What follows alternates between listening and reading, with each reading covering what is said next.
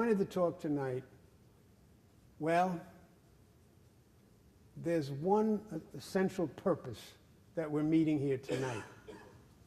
That life on earth is difficult. Everybody suffers in one way or another, and many are taken down by their suffering. My first DVD is about, it's not what happens to you in life that will destroy you, it's how you react to it. That you have the power to choose your own reaction. If Sandy comes along and blows your home off the shore and everything goes upside down and your miseries and woes are increased, it's not what happens to you losing the thing, it's how you allow yourself to be eaten up by it. I like the commercials by our governor who said, stronger, what is that thing he's saying? Stronger than the storm. I kind of like that. It's a good phrase. So what we're about tonight is basically this. There will be hard times ahead. There have been hard times in the past. However, and this is the purpose, you have to be your own best friend, not your own worst enemy. Many people compound the troubles that happen to them in life because they sabotage themselves. They slip into self-pity. It becomes habitual. They're completely down emotionally.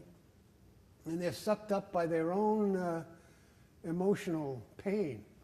You have to take responsibility for yourself the way you take responsibility of a little child who wants to eat candy and ice cream all day long. No, no, no, no, no, no. You have to supervise and get them to understand they're not going to have that diet. You have to do that with your thoughts, because the thoughts you think will produce the emotions you feel. It's automatic. And I'm going to go into that in part 2 of the talk. We're going to do this in 2 parts. One is about maybe joy and how do you become your own best friend. And the other will be a little lesson in Psychology 101, which is basically how the mind works. And it's good for you to know what's happening within your own mind so you don't sabotage yourself.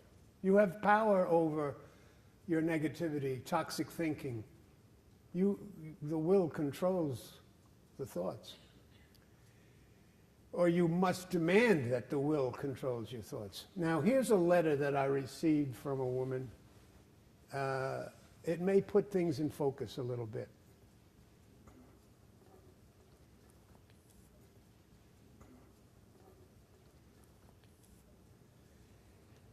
I sometimes struggle with sadness, especially when things get very difficult.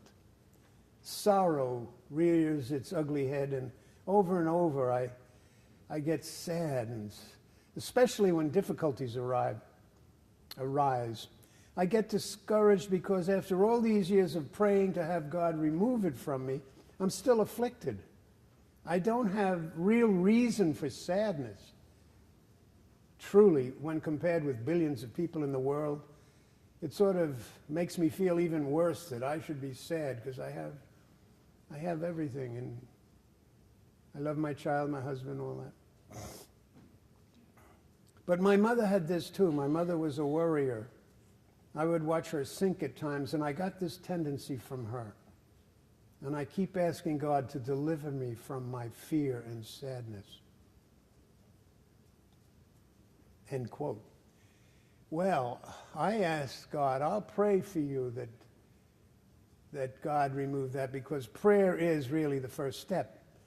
But I started a letter to her when I wrote her back, and I said, "Dear saint in training." She's putting herself down because she's sad. And I basically told her, there's a whole theology of sadness. The theology of sadness is this: we are in exile. God is in the home country. We are not at home here. This is a good place, and we can make the best of it, and we can make this life happy. But one day we have to leave this place and go to a better place. So heaven is our true home, and why we're here and what we're supposed to do while we're here and how do we deal with our woes and worries. That's a big problem. And most people are taken back. You know, there's nobody walking around, including myself, saying, la, la, la, la, la, la, la, la, no problem, I have no problems. I got problems. If you want to sit and listen, I can tell you my problem. I can go down a litany of physical problems, and I don't want to bore you because it's boring to me. But I am very joyful. I'm a very happy person. I'm not ashamed to say it because of the Lord. The Lord living in me gives me the power to live in his joy. So I borrow from him when I'm not, you know, up to snuff, you know, and it doesn't matter if I'm sad, because what I really ended up saying to the young lady who wrote me was basically this: you're living in a valley of tears. Get used to it. You know, you're sad, so you're sad. Of course you're sad. Everybody's sad. This is not a disease. You're not sick. Now, I grant you, there are some people who have emotional balance or chemical imbalance, and this, you may have to reach out for help and be sure you have an understanding of what's actually going on, because if it's so chronic and it always leads to depression, you really should see some doctor, because there are very mild sedatives that can lift you a bit. You know, we have bipolar people and schizophrenics who you could go to analysis for 40 years and never get better, but they'll give you today, psychiatry is essentially medical therapy. So if they tweak your medication, the person can live a normal life with their medication. So this is not a bad thing if you find that you need a little medication. Now, I ran a drug and alcoholic rehabilitation center for 3 years. So drug addicts and alcoholics are familiar to me. I'm not an alcoholic myself. They picked me because I was able to raise money. Yeah. But, and I did. But I also understand the human condition, and some people would come into us off the street. They'd be court committed. They'd come in voluntarily themselves. And of them, a certain percentage were almost impossible to reach, because this is the attitude, the mindset. This program won't work for me. I've been through 2 or 3 of these, 4 of these before. It never works. I'm just here to stay out of the winter rain and snow. No, I never got a break. Nobody ever took an interest in me. I'm no good. I've lied to everybody and hurt everybody who ever loved me. I'm going to die with a needle in my arm. So you start saying, la, la, la, la, la, la, la, la. Cheer up, you'll be okay. Everything is going to be fine. We're going to make you all better. No, it's not going to work that way. Rehabilitation is basically a period where we put them through a real brainwashing, if you will. And they come to begin to replace those slogans with other things, you know. Millions of people have come up from the ashes because of AA and the 12-step program.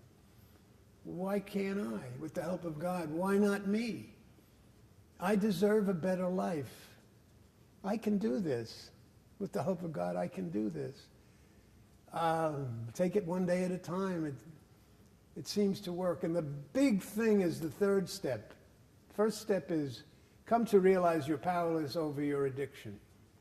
2nd step, I'm powerless, but I realize there is a power out there greater than my own. And this power that is greater than my own can give me the power to heal my powerlessness.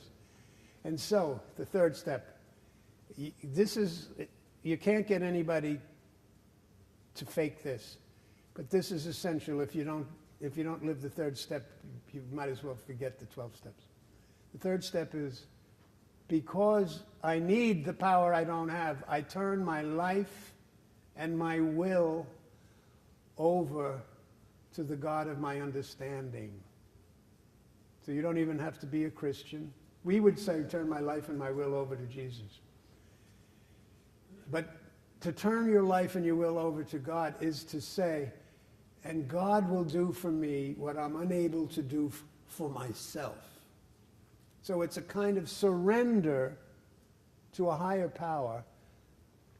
And the surprising thing, it liberates the addict because they're no longer responsible for giving up drugs or alcohol.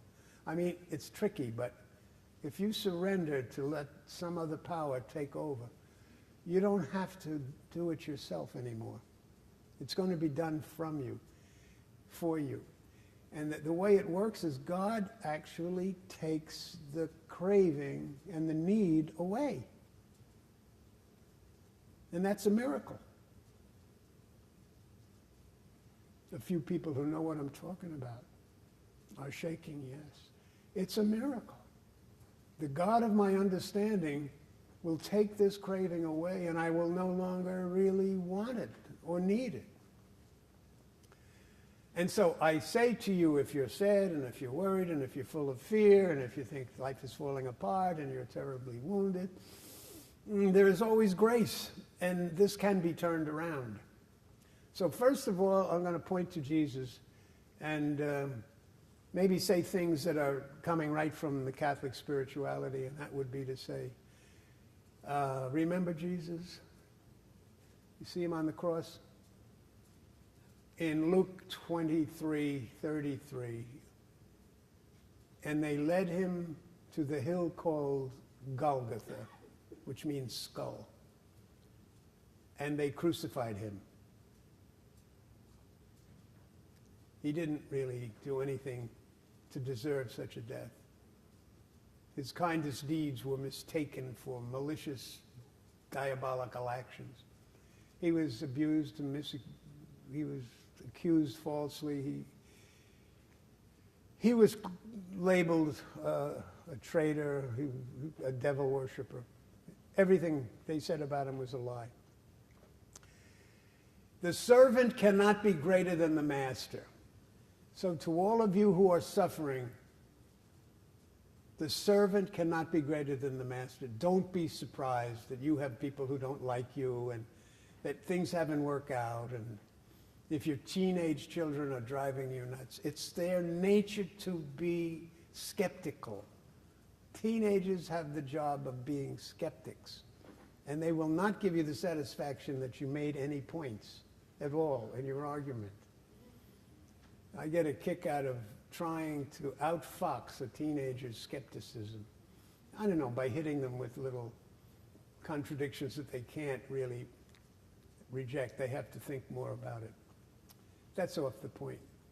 But I'm saying, just to establish the beginning of this thing, is you are in a valley of tears.